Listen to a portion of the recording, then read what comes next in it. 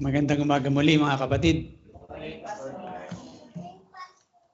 So tayo po ay muling magsasaliksik sa Ebanghelyo ni Dr. Luke. At ngayong umagang ito ay nasa chapter 7, verse 18 to 35 na po tayo. At sa mga talatang ito ay mayroon po tayong makikitang apat na bahagi. At ito po ay ang unang bahagi nito ay makikita po natin dito yung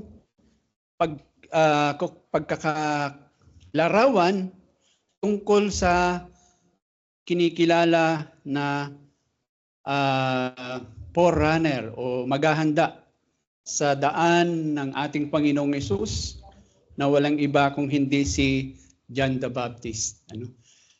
At siya ay nasa kulungan. At habang siya ay nasa kulungan, nagpadala siya ng dalawa niyang alagad kay Jesus. At sa pagpapadala niya ay mayroon siyang ipinatanong, napaka-importanting katanungan kay Jesus. Na ang katanungan ito ay may kinalaman sa kanyang kalalagayan na kung ano ba yung kanyang panghahawakan na kahit na nasa kulungan siya. Ang tanong niya kasi is, kung ikaw na ba o ikaw ba talaga yung Mesiyas na aming iniintay? Na kumbaga, makikita natin dito na mapapatanong siya talaga ng ganon kasi yung buong buhay niya, di ba? Nung siya ay nag 30 years old na, wala siyang ginawa sa kanyang buong buhay kung hindi ang magpahayag ng salita ng Diyos na may kinalaman sa sinasabi ng salita ng Diyos na may darating na Mesiyas. At itong Mesiyas na ito na kanyang pinaghahanda ng daan ay sinasabi doon sa salita ng Diyos na ipinapahayag ni John the Baptist na itong Mesayang ito pagdating niya, tatanggalin niya ang lahat ng kasamaan. Itong Mesayang ito pagdating niya ay ibabalik niya ang kabanalan o katwiran. At itatatag niya ang kaharian ng Diyos. Di ba? Ang ganda ng mga mensahe ni John at talagang matapang siya sa pagpapahayag ng mga katotohanan ito. Kaya lang, itong panahon na ito sa ating babasahin, nasa kulungan na siya. Kaya nagpadala siya ng kanyang mga alagad kay Jesus. Kasi lumalabas dito na bagamat ganon yung kanyang katapangan, ganoon siya kadakila bilang ano tawag natin dito? Lingkod ng Diyos, bilang mensahero ng Diyos, napakatapang niya talaga, Pero dito, nung siya nakakulong, medyo nayanig din yung kanyang pananampalataya, Na yung kanyang lakas, yung kanyang tapang ay makikita nating parang nagkaroon ng, hindi parang kundi, nagkaroon siya talaga ng tanong sa kanyang puso. Pero huwag po nating isipin na siya ay walang pananampalataya, na siya ay hindi nananampalataya. Sure na sure po tayo na siya ay totoong mananampalataya. Pero dahil sa tindi ng pagsubok na nangyari sa kanyang buhay, para bang, di ba? Nagkaroon ng lindol sa kanyang buhay, di ba? Yung pinag-aralan natin nung nakaraan. Itinatag niya yung kanyang buhay, alam niya matatag eh. Tama naman yung mga ginamit niyang materialis para itatag yung buhay na yun. Kaya lang dumating yung napakalakas na lindol at nagbagsakan lahat sa kanyang paligid. Kaya nag-struggle siya. So yan po yung unang bahagi. Ang pangalawang bahagi ay yung tanong kasi is, ikaw ba yung iniintay talaga namin? Yun yung tanong niya eh. Ipinatanong niya. Ikaw ba yung Mesiyas na iniintay namin? At yung pangalawang bahagi, makikita naman dati yung tugon ni Jesus doon sa tanong. Ano? Yung tugon ni Jesus na nakakapanindig balahibo din ito. Ano? Kasi si Jesus, yung pagtugon niya sa tanong na yon, ay hindi lang basta sinabi niya na, oo, ako talaga yun, hindi basta ganun. Kung hindi, sinabi niya doon sa mga nagtanong na alagad, masdan ninyo kung ano ang gagawin ko. Panuorin ninyo kung anong gagawin ko. Ano? And then after niyang ipinakita sa mga alagad yung kanyang ginawa, nag-quote siya o nagbanggit siya ng mga talata o ng scriptures. Ano? And then ang third part ay may kita natin na pagkatapos tugunin ni Jesus yung mga ipinadalang nagtanong, yung alagad ni Juan na nagtanong, pinabalik na niya sila kay Juan.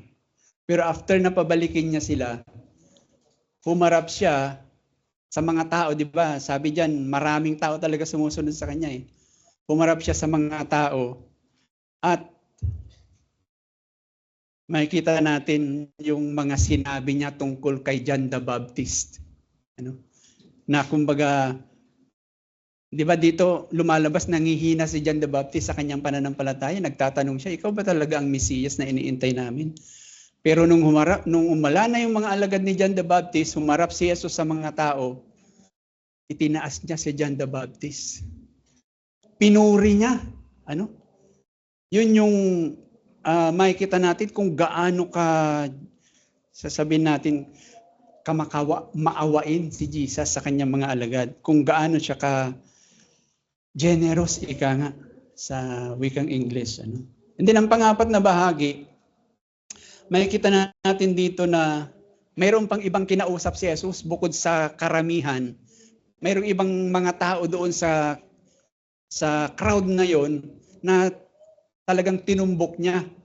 At ito yung mga tinatawag na mga Pariseo o mga Pharisees at yung mga religious leader kung tawagin. Mga Pariseo, mga Sadduceo, ganyan yung tawag sa mga religious leader. Na kung sa panahon natin ngayon, sila yung parang mga nasa Senado, tigagawa ng batas, tigapagpatupad ng batas. Yan, ganyan yung tungkulin nito mga tao na ito na hinarap ni Jesus.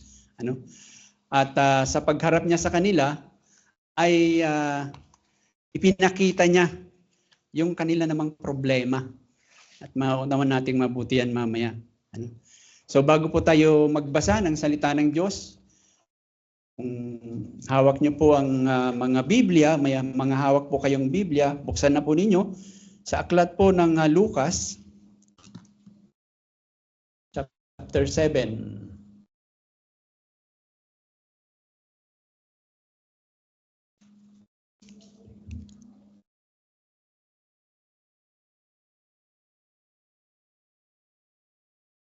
Lucas 7 verse 18 to 35.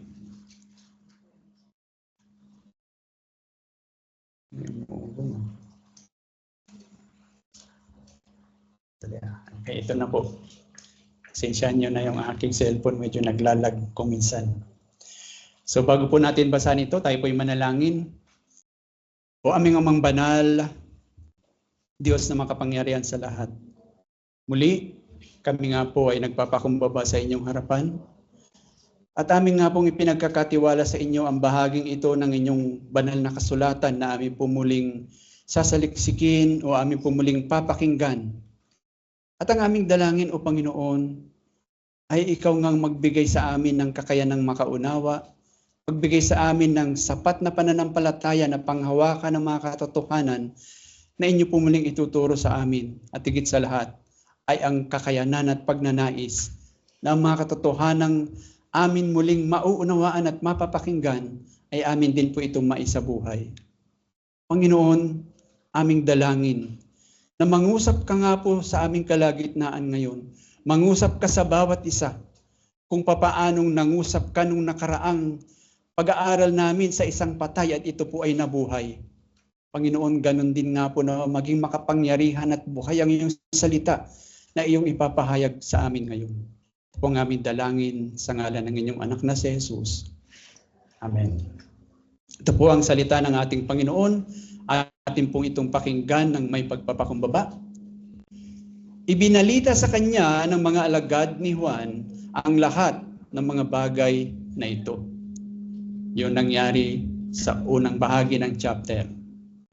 Kaya tinawag ni Juan ang dalawa sa kanyang mga alagad at isinugo sila sa Panginoon na sinasabi, "Ikaw ba ang darating o maghihintay pa kami ng iba?"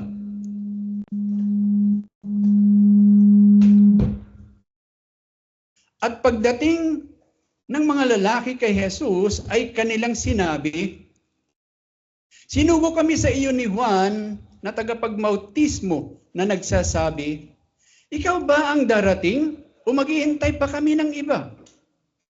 Nang oras na iyon ay pinagaling ni Jesus ang marami sa mga may sakit, salot at masasamang espiritu, at ang maraming bulag ay binigyan niya ng paningin. At sumagot siya sa kanila, "Humayo kayo at sabihin ninyo kay Juan ang inyong nakikita at naririnig. Ang mga bulag ay nakakakita, ang mga pilay ay nakakalakad, ang mga kitungin ay nalilinis, ang mga bingi ay nakakarinig, ang mga patay ay muling binubuhay, ang mga dukha ay ipinangaral o sa mga dukha ay ipinangaral ang magandang balita. At mapalad ang sinumang hindi natitisod sa akin." Verse 24, nang makaalis na ang mga sugo ni Juan, ay nagpasimula siyang magsalita sa maraming tao tungkol kay Juan. "Ano ang pinuntahan ninyo sa ilang upang makita? Isa bang tambo na inuuga ng hangin? Subalit ano ang pinuntahan ninyo upang makita? Isa bang taong nakasuot ng mga damit na malambot? Masdan ninyo ang nagdadamit ng magagara at mahuhusay na mga marangya ay nasa mga palasyo ng mga hari. Subalit ano ang pinuntahan ninyo upang makita? Isa bang propeta? Oo, sinasabi ko sa inyo, at higit pa sa isang propeta." Ito yung tungkol sa kanya ay nasusulat. "Narito, ipapadala ko ang aking sugo sa inyong unahan na maghahanda ng iyong daan sa iyong harapan. Sinasabi ko sa inyo, sa mga pinanganak ng mga babae ay walang higit na dakila kay Juan. Subalit, ang pinakamaliit sa kaharian ng Diyos ay higit na dakila kay Juan." Nang marinig ito ng buong bayan at ng mga maniningil ng buwis, ay kanilang kinilala ang katwiran ng Diyos sapagkat sila ay nagpabautismo sa bautismo ni Juan. Subalit,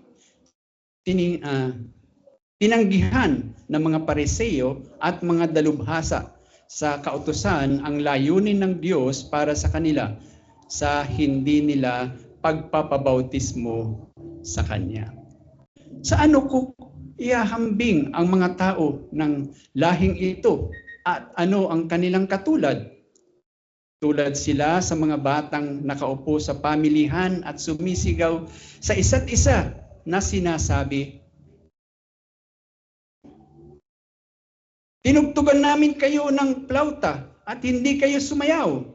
Tumangis kami at hindi kayo umiyak." Sapagkat dumating si Juan na tagapagbautismo na hindi kumain ng tinapay at hindi uminom ng alak, at inyong sinabi, "Siya'y demonyo." Dumating ang Anak ng Tao na kumain at uminom, at inyong sinabi, "Tingnan ninyo ang isang taong matakaw at maglalasing, kaibigan ng mga maniningil ng buwis at mga makasalanan." Kaya't ang karunungan ay patutunayang matuwid ng lahat ng kanyang mga anak. Purihin ng Panginoon sa pagkabasa ng kanyang salita. Nawa, ang Panginoon ang siyang magtanim ng kanyang salita sa ating mga puso't isipan, dahil ang mga salitang ito ay walang pagkukulang, ito ay hindi nagbabago, at ito ay banal na salita ng Panginoon. Tanong, kayo ba? Sigurado ba kayo kay Jesus? Are you sure about Jesus? Sigurado ba kayo na sa inyong paniniwala sa Kanya ay nasa maayos kayong kalalagayan? Na ang inyong pag-asa ay talagang sure na sure kung nakalagak lahat talaga ito sa Kanya. Na yung sinasabi nga natin, sigurado ba kayo na sa inyong pag-asa o pananampalataya kay Jesus, He will not let you down. Hindi kayo niya bibiguin. Sure ba kayo?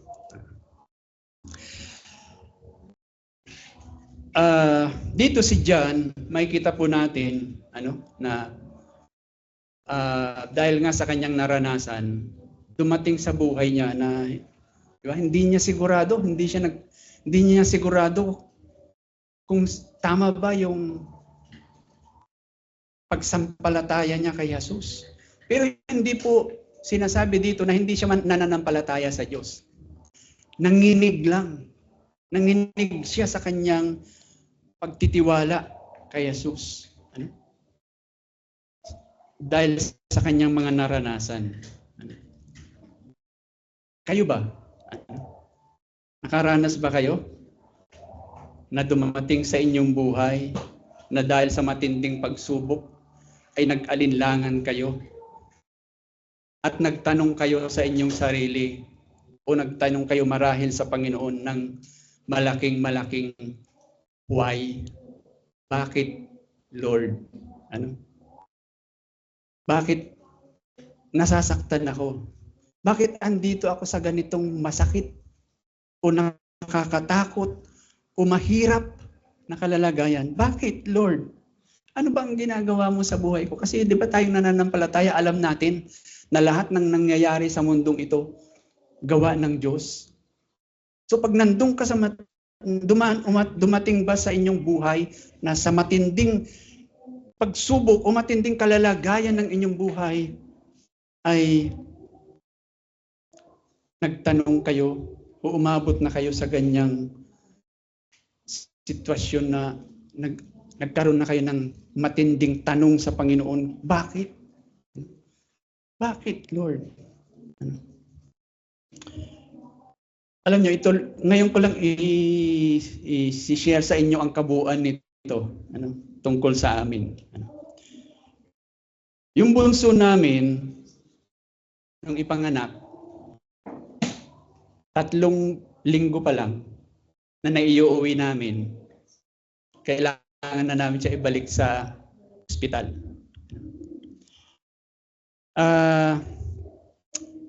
Hindi ibalik para check up lang, kundi para i-confine.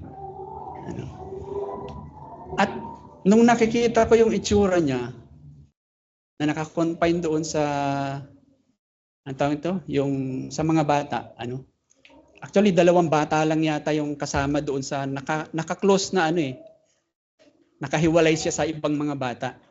Kasi critical siya. Wala siyang damit, yung mata niya lang nakatakip. At yung may malaking ilaw na nakatapat sa tiyan niya. Nakita mo humihinga naman siya, kaya lang hindi masyadong gumagalaw. So, habang tinitingnan ko siya, hindi maalis sa isip ko yung tanong na yun. Panginoon, bakit? And then, yung pangalawa din namin, si Genesis. Pinanganak, sa PGS din yun. Uuwi na kami, mag-asawa, pero hindi siya pwede umuwi. Kailangan siyang maiwan sa NEU something. kukonfine din siya. Ang sakit noon. Uuwi kami sa Santa Rosa, kami na nakatira doon, doon ako naka-assign noon. Uuwi na kami, hindi namin madadala yung anak namin. Inabot din siya doon ng halos 1 buwan na naka-confine. So binabalik-balikan ko siya siguro every other day para dalhan ng kanyang mga gamit. Nung iniwan namin, mataba-taba pa eh. Medyo singkit nga nun eh. Medyo mataba siya. Pero habang bumabalik-balik ako, nakikita ko pumapayat. Although pag tinatanong ko naman, okay naman daw siya. Ang nakakalungkot pa doon, ako yung tatay, hindi ko siya mapuntahan para kargahin. Tinatanaw ko lang.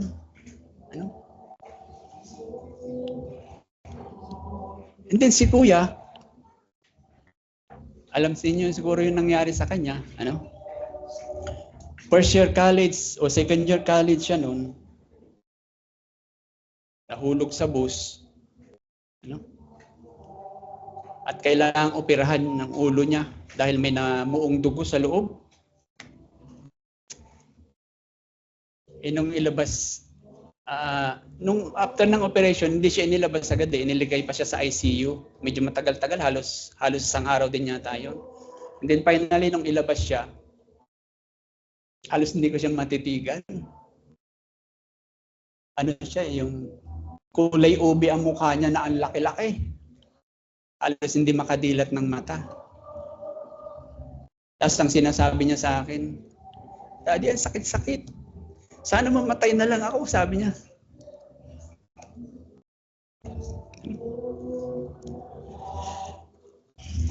And then, yung asawa ko, nung COVID, nag-iingat naman kami. Kami nga lang yata doon sa komunidad yung laging nag-alcohol, laging naguhugas, laging naka-face mask. Ako nga lang madalas lumalabas noon eh, sila hindi. Pero sa madaling salita, tinamaan yung asawa ko. And then, talagang mamamatay na siya, 50-50 na siya. Tuwing gabi, nung hindi pa namin siya nadadala sa ospital, nakaupo kami kasi hindi siya makahiga. Kasi pag humiga siya, hindi siya talaga makahinga. Dahil nga malala din ang hika niya. So nakaupo kami pareho. Nakasandal siya sa dibdib ko. Tapos yun din ang sinasabi niya. Ang hirap-hirap. Yung magpapaalam siya sa'yo. Asawa ko, bahala ka na sa mga anak natin. Diba? Hindi maalis sa isip mo yung, Panginoon, bakit? And alam nyo, ito yung nangyari kay John. Buong buhay niya, ginugol niya para ipangaral yung katotohanan na yun. Na darating ang Mesiyas, na siyang mag-aayos ng kabulukan ng mundo, na siyang magliligtas sa mga makasalanan. Pero ito, nasa kulungan siya. Kaya hindi niya maalis sa kanyang sarili, na magtanong, Panginoong Jesus, ikaw na ba talaga yun? Ikaw ba yung Mesiyas na iniintay namin? Kasi nangaral siya, pero biruin mo, buong buhay niya wala siyang ibang ginawa kundi ipangaral ang Mesiyas. Pero anong natanggap niyang reward? Kulungan. Di ba? So ikaw ba hindi ka magtatanong ng ganun?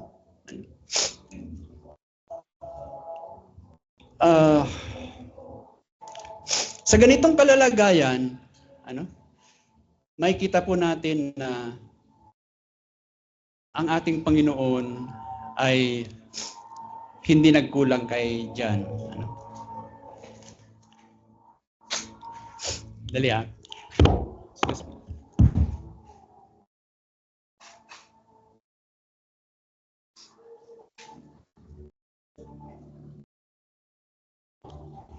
Sa ganitong kalalagayan, makikita po natin napaka ganda yung halimbawa ibinigay ni Juan sa atin. Bakit? Kasi nung dumating siya sa ganitong pag-aalinlangan, lumapit, tama ang kanyang nilapitan. Hindi siya lumapit kung kani-kanino. Nag-alinlangan siya kung si Jesus na nga ba talaga yung ipinapangaral niyang darating na Mesiyas. At kanino siya lumapit nung dumating siya sa ganung panghihina? Kay Jesus din.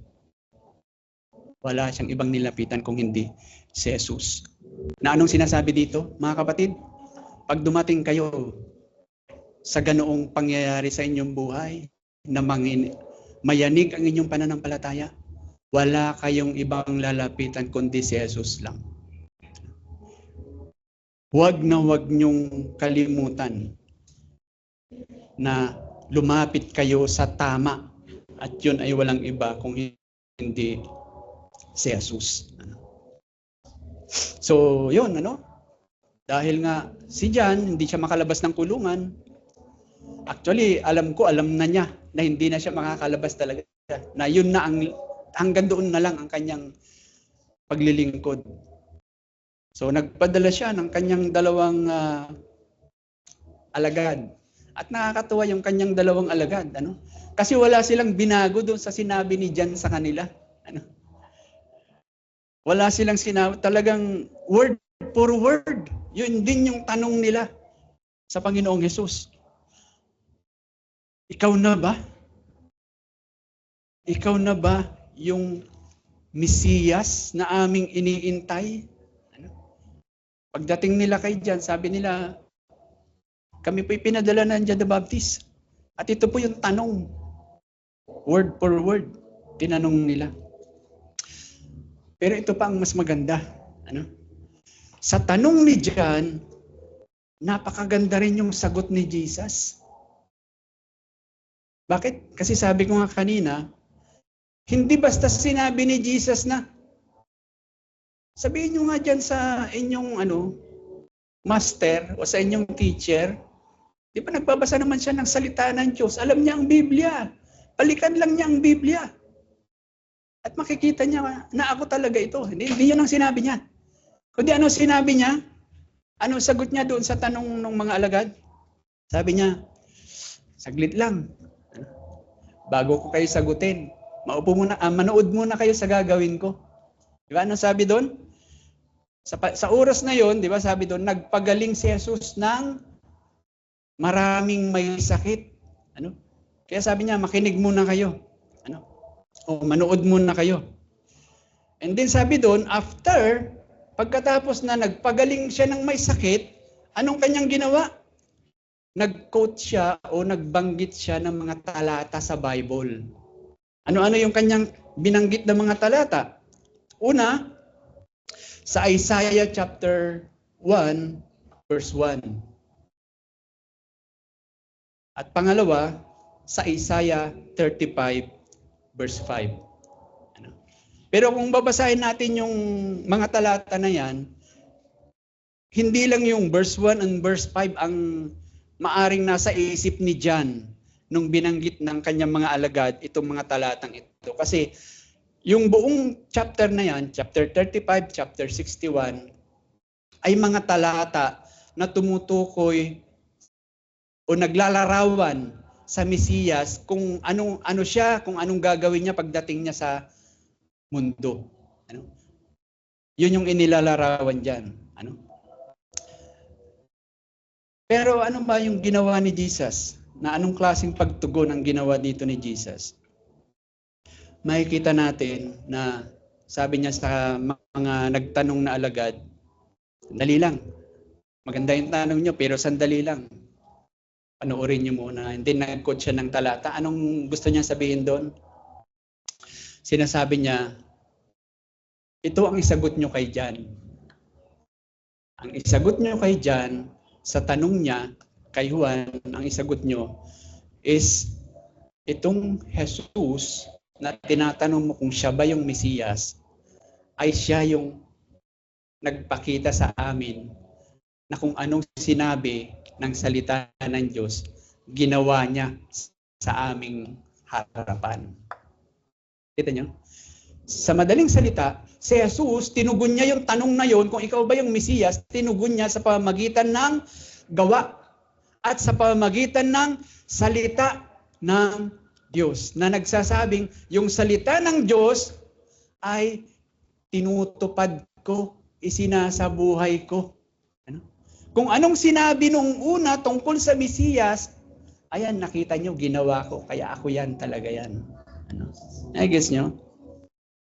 Kumbaga, sinasabi dito ng Panginoong Yesus sa mga alagad na nagpunta sa kanya, na inutusan na John the Baptist, hindi lang ako yung Mesiyas na nagsasabing ako ito, kundi ako yung Mesiyas na makikita nyo sa gawa ko, sa buhay ko.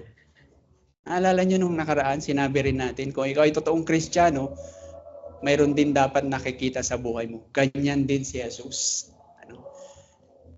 Ang patunay niya na siya yung totoong Mesiyas, hindi lamang dahil nagtuturo siya ng salita ng Diyos, kung hindi, yung salita ng Diyos mismo ay nakikita na tinutupad niya.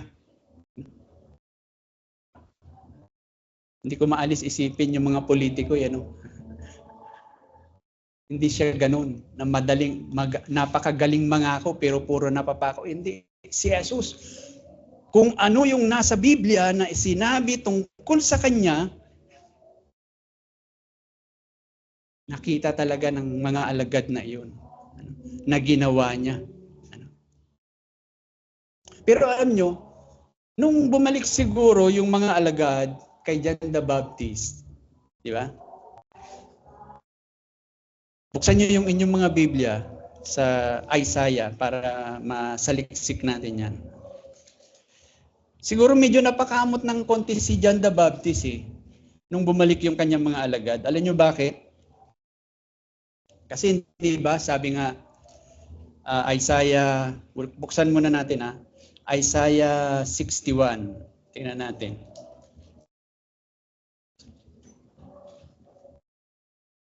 Diba? Isaiah 61, verse 1. Ano sabi diyan? Ang Espiritu ng Panginoong Diyos ay sumaakin sapagkat hinirang ako ng Panginoon upang ipangaral ang mabuting balita sa inapi. Kanyang sinugo ako upang magpagaling ng mga bagbag na puso. Diba? So, yan yung sinabi niya doon sa mga alagad. At sa chapter 65 ng Isaiah pa rin, verse 5 ang umpisahan natin. Basahin natin. Isaiah 65, I'm sorry, hindi pala 65. Pasensyahan nyo. Isaiah 35. Isaiah 35 verse 5. Yan. Ang sabi dito ni Isaiah, kung magkagayoy, mamumulat, di ba? Ang mga mata ng mga bulag, yan. Pinakita din ni Jesus, ginawa niya yan. Ang mga tainga ng mga bingi, ayan, nagpagaling siya ng mga bingi, ay nabuksan. Kung magkagayoy, lulukso ang mga pilay, di ba? Yung mga hindi makalakad, pinagaling niya. Ano? At ang dila ng mga pipi ay aawit sa kagalakan, di ba? Nakapagsalita. Ano? Pero alam niyo, mayroong hindi sinabi kasi si Jesus. Balikan natin yung Isaiah 61. Mayroong hindi sinabi si Jesus diyan. Isaiah 61, di ba? Yung sinabi niya, yung tungkol sa paghirang sa kanya upang ipangaral ang mabuting balita, sinabi niya yan. Sinugo ako upang magpagaling ng mga bulag o bagbag na puso, sinabi niya yan, o ginawa niya yan. Upang ipahayag ang, ito yon ang hindi niya sinabi, upang ipahayag ng kalayaan sa mga bihag at buksan ang bilangguan sa mga bilanggo. Kung titingnan natin, babalikan natin yung Luke, hindi binanggit ni Jesus yan. Ang tanong, yung hindi binanggit ni Jesus, yun yung kalalagayan ni John the Baptist. Kung bakit, di ba? Sabi siguro ni John the Baptist, ano ba yan? Nagtanong ako. Pero bitin yung sagot. Bakit kung ano yung, kung saan yung ikinalulungkot ko, kung saan yung nangihina ako, kung saan yung hirap at nahirap ang kalooban ko sa pangyayaring ito, bakit walang sagot? Alam niyo ba kung bakit hindi siya sinagot ni Jesus? Kung bakit nagpagaling siya ng lahat ng may sakit, nangaral siya sa mga dukha, sabi doon. Pero yung pagpapalaya sa mga nakakulong, sa mga bihag, hindi niya nabanggit. Ano? Hindi po niya binanggit 'yon kasi kailangan po niya mamatay para palayain ang mga bihag. So gagawin pa lang niya 'yon, mamamatay pa lang siya para palayain ang mga nakakulong o mga bihag. So, ano ang itinuturo ng Panginoon kay Juan? Ito po, makinig kayo. Hindi pa sinasagot o hindi ipinaliwanag ng Panginoon yung kung bakit siya nandun sa kulungan. Kasi ang gustong maunawaan o ang gustong matutunan ng Panginoon ni Juan is yung magtiwala siya kay Jesus. Na kung ano yung ginawa na ni Jesus, nagpagaling ng lahat ng sakit, bumuhay ng patay, dakilang mga gawain na iyon. So ang gusto ni Jesus, matutunan ni Jesus na matutunan ni Juan na magtiwala kay Jesus sa kung ano na yung nagawa na ni Jesus na patunay na si Jesus ay tumutupad sa kanyang pangako, na patunay na si Jesus ay isinasabuhay niya kung ano yung sinabi ng salita ng Diyos tungkol sa Mesiyas, at panghawakan ni Juan yun, manatili siyang nananampalataya hanggang sa dumating yung panahon na ipapaliwanag din naman talaga ng Panginoon din sa kanya kung bakit siya nandoon sa kulungan. Na pagkatapos ng kanyang kung bakit pagkatapos ng kanyang katapangang pagpapahayag ng salita ng Diyos ay napunta siya sa kulungan. Darating din yung paliwanag na yun. Pero hanggat hindi pa dumarating yun, ang gustong maituro ng Panginoong Hesus kay John the Baptist is yung maging sapat na kung ano yung nakita niya na ginawa ni Jesus, kung ano yung naunawaan niya sa salita ng Diyos na ipinapakita na yung Mesiyas talaga ito. Kasi kung anong sinabi ng Word of God na isa sa buhay ni Jesus. And alam niyo mga kapatid, yan din yung itinuturo sa atin ng Panginoon. Bakit? Kasi alam ko, marami sa atin, kung hindi man lahat, na may mga pinagdadaanan din tayo, mabibigat. O baka may mga pinagdaanan na rin tayo tulad namin. O baka sa darating na panahon, mayroon pa ulit. Hindi baka, kundi mayroon talaga. Pero pag dumating yung mga araw na yun, kung hindi man kayo makahanap ng eksaktong paliwanag sa salita ng Diyos kung bakit nangyayari yan, ang gustong gawin natin o gusto ng Panginoon na gawin natin is balikan lang natin yung kanyang ginawa na. May ginawa na siya eh. Yeah. Balikan natin yung ginawa ng Diyos para sa atin. Kung hindi man natin maunawaan ano yung nangyayari sa atin ngayon, balikan lang natin yung ginawa na ng Diyos para sa atin. And mamaya nga makikita ulit natin yung hindi lang salita, kung hindi yung paliwanag sa pamagitan ng mga nalalasahan at natitikman natin kung ano yung ginawa ng Diyos sa atin. Ano? Kaya sinasabi natin mahalaga ang banal na hapunan kasi yan din ay nagtuturo sa atin kung ano yung ginawa ng Diyos para sa atin. Yun po yung kumbaga gustong matutunan ng Panginoon ni Juan at yun din ang itinuturo sa atin. Maraming pagkakataon sa buhay natin, Lord, hindi ko maunawaan ano itong nangyayari, mabigat, hindi ko kaya. Sabi ng Panginoon, balikan mo ang ginawa ko. Alalahanin mo ang ginawa ko para sa iyo.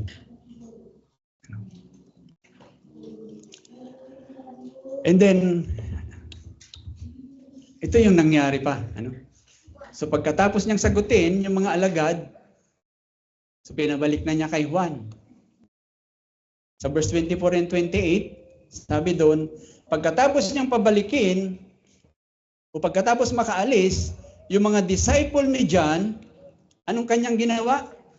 Pumarap siya ngayon sa maraming tao na sumusunod sa kanya, at ano ang kanyang sinabi tungkol kay John? Itinaas niya si John. Pinuri niya si John.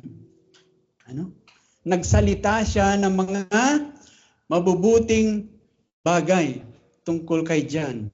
Ano ba yung kanyang sinabi? Pero ito base sa Biblia, parang wala tayong malalaman na narinig diyan yung sinabi ni Jesus tungkol sa kanya. Pero ano ba yung mga sinabi ng Panginoong Hesus tungkol kay John? Sabi niya, ano nga ba talaga ang sinadya nyo sa ilang? Yung bang isang, alam niyo yung tambo, di ba? Gumagamit tayo ng walis tambo. Malambot yun eh. Pag nandun sa, pag nakatanim pa yun, hindi pa kinukuha. Kung saan pumunta yung hangin, sunod lang ng sunod yung tambo. Sabi ni Jesus, yung ba ang pinuntahan nyo sa ilang? Di ba?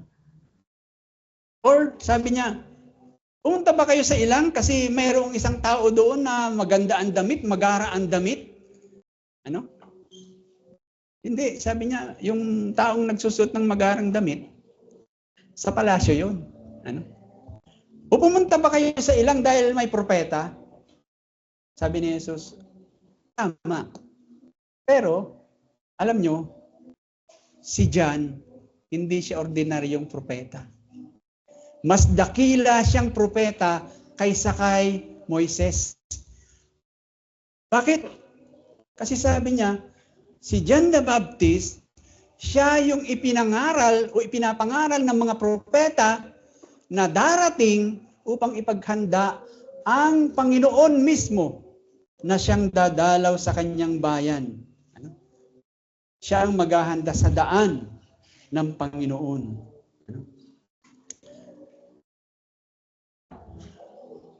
Diba? Si John the Baptist, nagtatanong siya, nangihina yung kanyang pananampalataya. Pero anong ginagawa dito ni Jesus tungkol sa kanya? Pinupuri siya. Tinataas siya.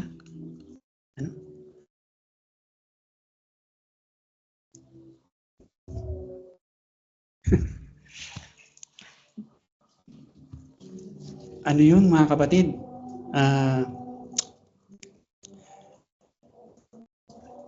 Naranasan nyo ba yun?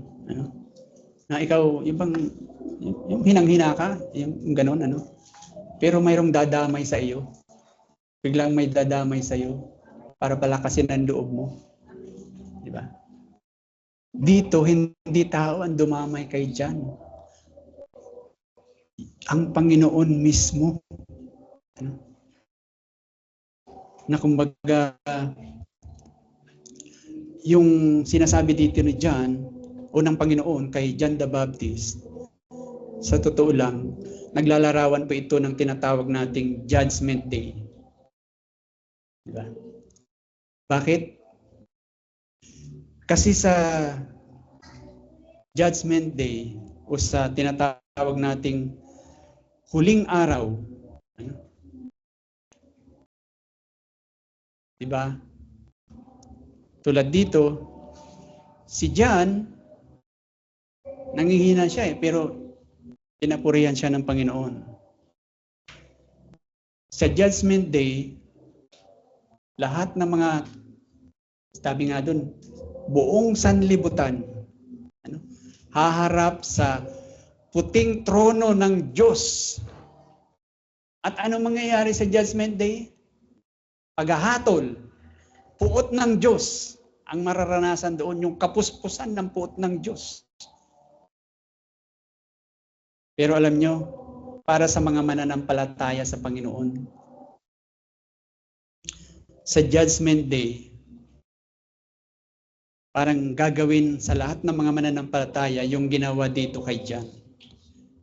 Diba? Isipin mo, andyan ang Diyos, maghahatol sa lahat ng mga makasalanan. Tatayo siya sa kanyang puting trono at sasabihin niya, pakinggan ninyo, sanlibutan.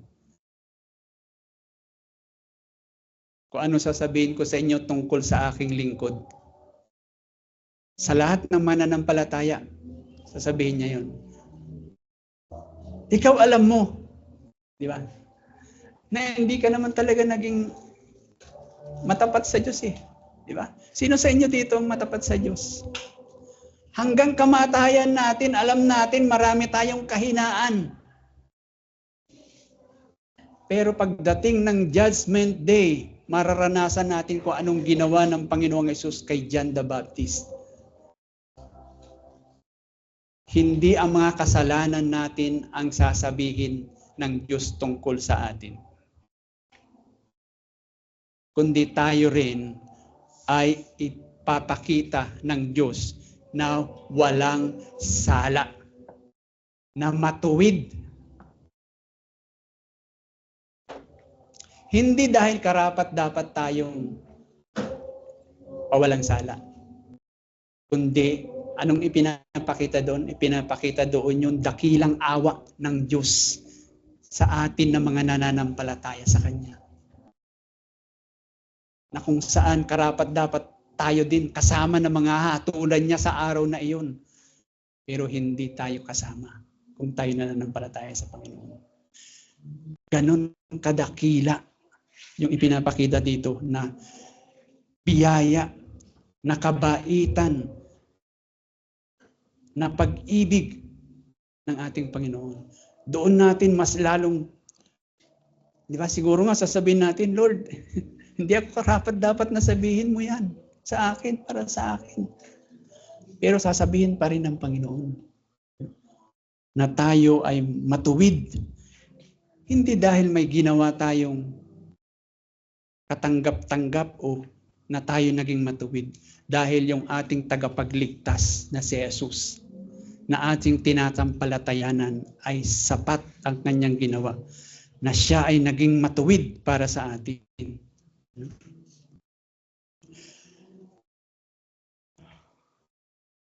Kumbaga,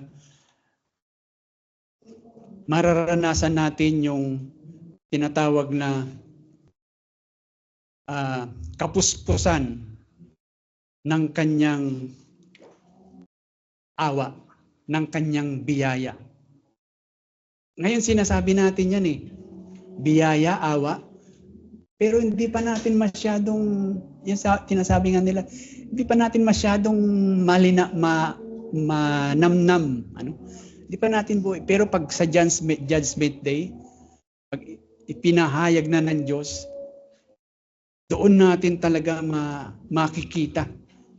Kasi biruin mo, buong sanlibutan, sasabihin ng Diyos, alam nyo, tong lingkod ko na to, di ba? Alam mo, ang karapat dapat sa iyo, hahatulan, pero hindi. Yun yung mangyayari sa atin. Kumbaga mararanasan natin na idideklara sa buong sanlibutan na tayo ay banal, na tayo ay karapat dapat dahil sa ating pananampalataya sa ating Panginoon, na ganun kadakila ang kanyang biyaya para sa atin. So parang yung ginawa dito kay John, di ba? Ang gustong sabihin ng Panginoong Hesus sa verse 24 and 28, alam nyo, yung aking pinsan na si John, nakakulong yan ngayon. Pero alam nyo kung sino dapat nakakulong? Si Herod. Hindi siya tinatanggap ng mga leader ng religion, mga Pariseo, Saduceos. Pero alam nyo, si John the Baptist dapat ang leader ng relihiyon sa Israel. Kasi ganun siya kadakila. Makikita natin na ang ating Panginoon sa panahon ng ating pinakamahirap na nararanasan sa buhay, doon natin mararanasan yung biyaya na hindi kayang abutin ng iyong isip kung gaano kadakila yung biyaya na yan.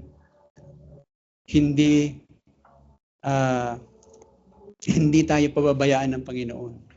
At lalo nating mararanasan ang kanyang awa at biyaya sa panahon ng tinatawag nga natin na nightmare ng ating buhay.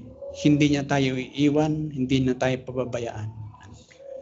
Ganyan po kadakila ang biyaya ng ating Panginoon. And then sabi nga natin, yung susunod na pangyayari, pagkatapos diyang i-vindicate o itaas si John sa kanyang panghihina, umarap siya sa mga Pariseo, sa mga eskriba na tinatawag na mga eksperto sa batas, mga kinikilala ang kanilang sarili na mga banal na mga guro.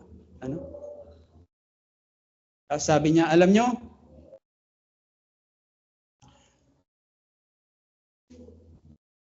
hindi nyo naman talaga kami tinatanggap ni John ni John the Baptist. Hindi nyo kami gusto. Dumating si John, sinunod niya yung kanyang tinatawag na nasa right vow, hindi kuminom ng alak, hindi kumain ng kung ano-anong pagkain na hindi pinagpapahintulot bilang isang Nazareno. Pero ano sabi niyo sa kanya? Isa siyang tampon ng demonyo. At nung ako naman yung dumating, kumain ako, nakasama ko sa kainan yung mga makasalanan, mga maniningil ng buwis. Ano naman sabi niyo sa akin? Sabi ni Jesus. Sabi niyo sa akin, isa akong matakaw, isa akong manlalasing.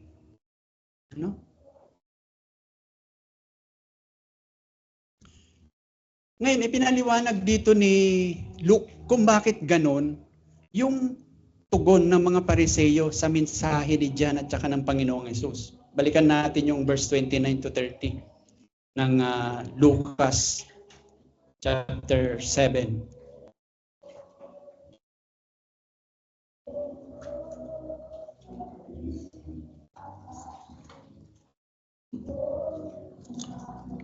Ano sabi dito ni Luke? Tungkol sa mga Pariseo? Sabi niya, 29 to 30.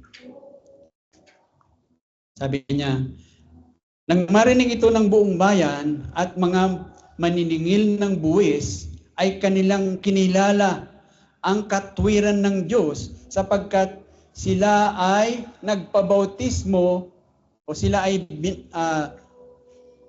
nagpabautismo sa bautismo ni Juan. Pero ano sabi sa verse 30? Subalit, tinanggihan ng mga Pariseo at mga dalubhasa sa kautusan ang layunin ng Diyos para sa kanila dahil hindi sila nagpabautismo sa Kanya. Ang sinasabi dito ni Luke, kung bakit yung marami na kinikilala ang kanilang sarili na makasalanan, tulad nga ng mga maniningil ng buwis, ay pinuri ang Diyos. Nung sinabi ni Jesus na ito si John, makadiyos yan. Tapat na mananampalataya yan. Mas dakila pa yan kay Moises. Kakaibang propeta yan. Walang kapareho yan na propeta na ipinanganak ng babae. Di ba sabi doon? Pinakadakila siya. At yung mga tao nung marinig yun, sabi nila, purihin ang Diyos na makatwiran. Di ba? Bakit? Kasi nga sila ay nagpabautismo kay John. Ano ba yung ibig sabihin ng bautismo ni Juan? John the Baptist. Isa lang ba itong ritual? Di ba nagbabautismo tayo dito? Ritual lang ba yung bautismo na ginagawa natin? Hindi po. Ang ibig sabihin ng bautismo ni John na itinuturo nila pareho ni Jesus is yung ano yung tawag doon? Baptism of repentance. Na ang ibig sabihin, pag ikaw ay nagpapabautismo, tinatanggap mo na ikaw ay makasalanan. Inaamin mo sa harapan ng Diyos na ikaw ay karapat-dapat hatulan, tumanggap ng hatol ng Diyos sa kasalanan. Kung kaya't lumalapit ka at ikaw ay nagpapakumbaba, nagsisisi sa kasalanan na yan. Yung sinabi pa nga natin nung nakaraan, yung pag-amin ng kasalanan is yung, hindi lang yung inaamin mo, kung hindi, nalulungkot ka talaga sa kasalanan na iyan. Ano? Yung kamumuhian mo, yung kasalanan na yan. Ano? Tatanggapin mo ng buong buo. Ano? Kasi hindi ba pagka marami mga tao minsan yung sige na nga, inaamin ko na kasi naman ikaw eh. Hindi ganoon. Ang pag-amin sa kasalanan ay, kasalanan ko talaga, Panginoon. Ano? Pero alam nyo, yung mga Pariseo, hindi nila gustong gawin yun. Alam nyo kung anong gustong gawin ng mga Pariseo, mga Saduseo? Gusto nilang patunayan na sila ay walang kasalanan. Gusto nilang patunayan na sapat ang kanilang ginagawa bilang mga dalubhasa sa batas, bilang mga nagtuturo ng batas, sapat iyon para sila ay kilalanin ng Diyos na matuwid. At ang tingin nila sa kanilang sarili, sila lang yung matuwid, lahat ay makasalanan. Yun ang gusto nilang gawin. Yung itago yung kanilang pagiging makasalanan at isipin na yung iba lang ang makasalanan pero sila ay hindi. Kung kaya, ang sabi doon, tinanggihan nila ang kalooban ng Diyos sa kanilang buhay. Nakakatakot actually yung salitang yun. Tanggihan mo ang Diyos sa gusto niyang gawing pagbabago sa iyo. Tanggihan mo ang pag-ibig ng Diyos na gusto niyang ibigay sa iyo. Nakatakot yun. Bakit? Kung titingnan po natin ang salita ng Diyos, maliwanag po yan. Tingnan lang natin yung ilang mga talata. Roma, chapter 3. Verse 9 to 10. Bago natin puntahan yung 23. Ano sabi dito ni Pablo? Ano ngayon? Tayo bang mga Hudyo ay nakakalamang? Hindi. Kahit nasa anumang paraan, sapagkat amin nang napatunayan na ang lahat ng tao, maging mga Hudyo, mga Grego, ay nasa ilalim ng kapangyarihan ng kasalanan. Verse 10, gaya ng nasusulat, walang matuwid. Wala. Kahit isa. Malabo pa ba yun? Verse 23. Ito yung memory verse ng marami. Yamang ang lahat ay nagkasala at hindi nakaabot sa kaluwalhatian ng Diyos o pamantayan ng Diyos. Lahat. Kung kaya't sinasabi sa sulat naman ni Juan sa 1 John 1 verse 8 to 10. Tingnan natin. Dahil ang lahat ay nagkasala, walang matuwid, kaya ano sabi ni John?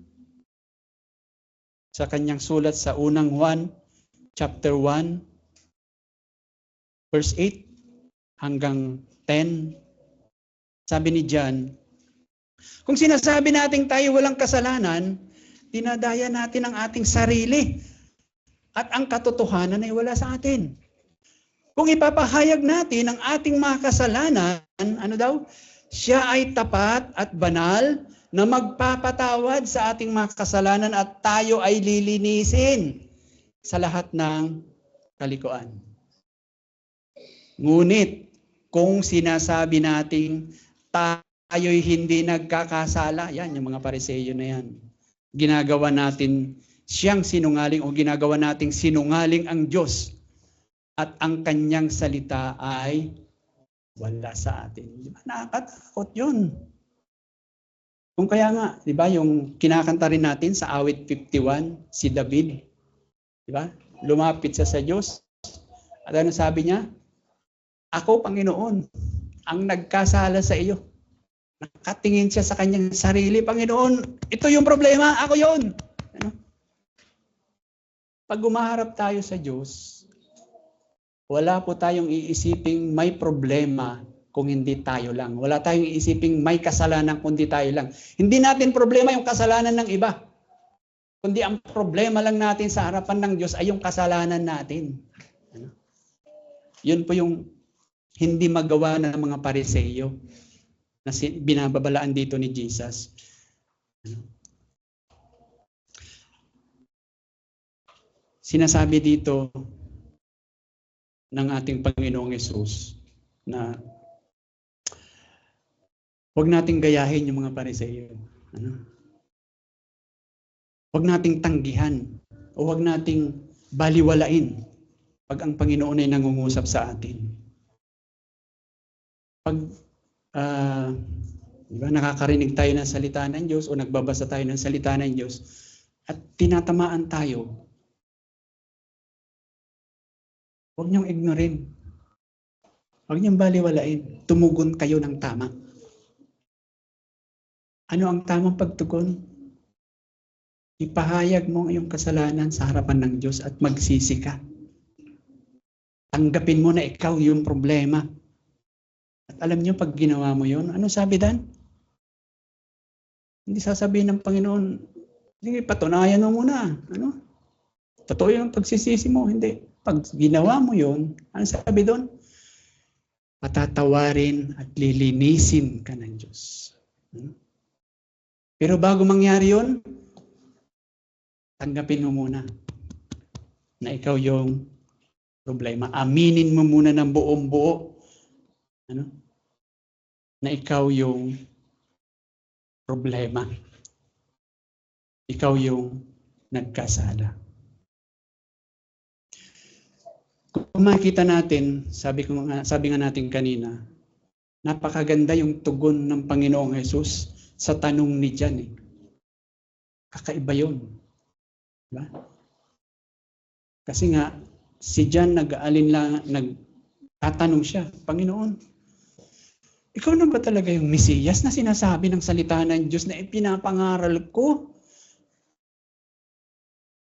At ako nandito sa kulungan. Ano? Alam niyo, sa totoo lang, hindi lang si Jan yung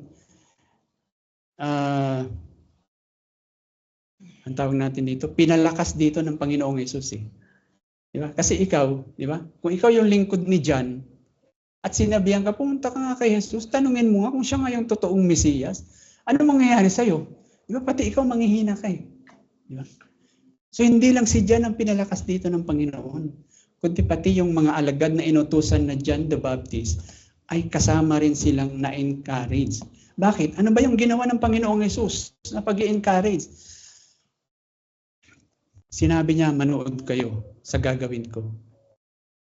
Then nag-quote siya ng scripture. At ano nga yung scripture na kinote niya?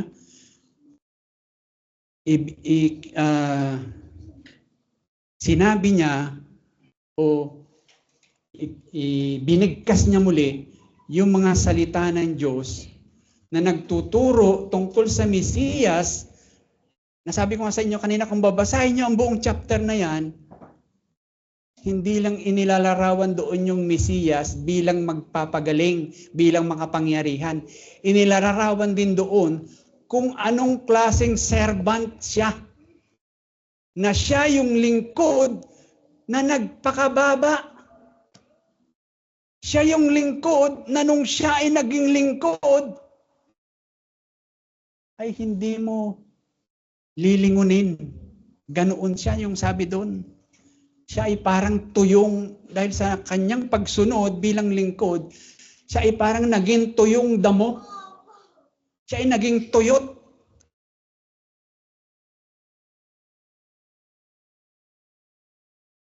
Kaiba siya sa mga napapanood natin pag nanonood tayo ng mga palabas tungkol sa Jesus the Healer o kung ano man. Malayong-malayo po doon. Kung babasahin natin yung description ni Isaiah tungkol sa lingkod ng Diyos, tungkol sa Mesiyas, kung ano naging siya, anong naging kalalagayan niya. Kung isipin mo nga lang naman talaga Diyos na banal, nagkatawang tao. Yung palang magkatawang tao ka, Diyos na banal. Yung sinasabi nga natin, ikaw, gusto mong tumira sa tulay, yun lang. Hindi mo kaya. Yung Diyos na banal, tumira sa mundo ng taong makasalanan. Bakit? Gusto niyang magpasikat? Gusto niyang kilalanin siya? Hindi. Bakit niya ginawa yon? Para sa iyo. Karapat dapat ka ba? Hindi. Ang karapat dapat sa iyo, sunugin niya sa impyerno. No, nandito siya sa lupa. Anong ginawa niya? Anong pagpapakumbaba ginawa niya? Binantaan siya ng lahat o pinaratangan siya ng lahat ng kasalanan na wala naman siyang kahit katiting doon na ginawa. Sinaktan, binugbog. Karapat dapat ba niyang tanggapin yun? Hindi, tayo ang karapat dapat na tumanggap nun. Pinako siya sa krus. Ano sinabi niya nung napako siya sa krus? Panginoon, patawarin mo sila, hindi nila alam ang kanilang ginagawa. Ganun yung pagsunod na ginawa ng Panginoon para lang tayo ay iligtas sa ating mga kasalanan. And mga kapatid, ang sinasabi dito ng Panginoon, pag dumadanas kayo ng matinding problema tulad ng dinadanas o dinanas ni John the Baptist, ang sabi ng Panginoon, alalahanin mo lang ang ginawa na ng Diyos para sa iyo. Balikan mo lang. May ginawa na siyang napakadakilang bagay sa iyo. Sabi ko nga, ayan, ipapaalala ulit sa atin mamaya. May kakantahin din tayo mamaya. Bulay-bulayan yung mga salita doon. Dahil yun ay naglalarawan din kung ano ang ginawa ng Diyos para sa atin. Sabi ko nga sa inyo, nung panahon na yon na naghihirap, na dumanas ng mga ganoong sakit, yung mga mahal ko sa buhay.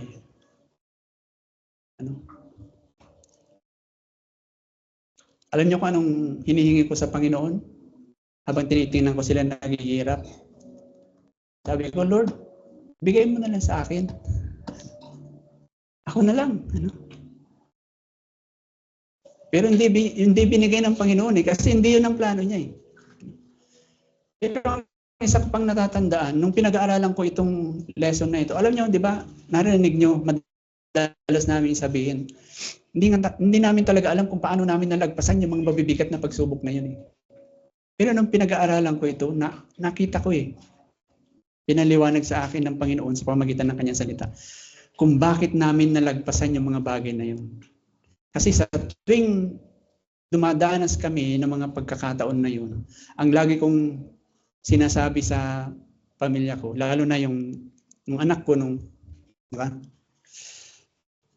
Halos hindi ko siya matingnan dahil sa kanyang kalalagayan at sinasabi niya sa akin, Daddy, gusto ko na mamatay kaysa ang sakit-sakit, hindi ko kaya. Sabi ko sa kanya, magtiwala tayo sa Panginoon, anak. Nangako siya sa kanyang salita. Yun lang ang sinasabi ko. Tapat ang Panginoon sa kanyang salita. Ganon din sa aking asawa. Nung nagpapaalam siya sa akin noon, habang nakaupo kami, hindi kami makatulog ng pareho. Bahala ka na sa mga anak natin. Sabi ko sa kanya, makapangyarihan ng Panginoon. Tapat siya sa kanyang salita. Alam ko, nagkukot pa ako ng salita ng Diyos. Hindi niya tayo pababayaan, hindi niya tayo iiwan. Ano? And you know, yun ang dahilan, na nalagpasan namin yung dahil ang salita ng Diyos ay totoo. Ang pangako ng Diyos ay mapangahawakan. Kung panghawakan mo ito, ano pa man ang danasin mo, hindi ka niya pababayaan. Hindi ka niya pababayaan. Kaya manalangin. O aming Panginoon,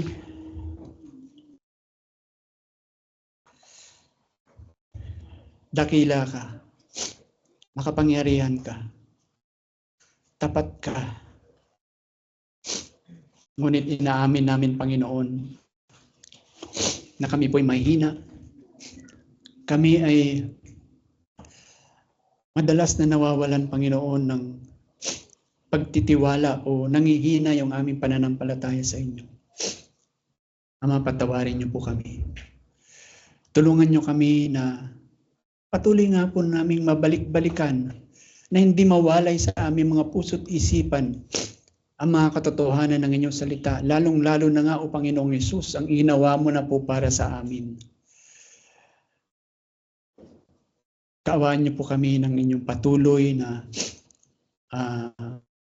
pagbabago sa aming mga puso't isipan. Tulungan niyo kami na patuloy nga, Panginoon, makapamuhay kami para sa inyong kaluwalhatian lamang.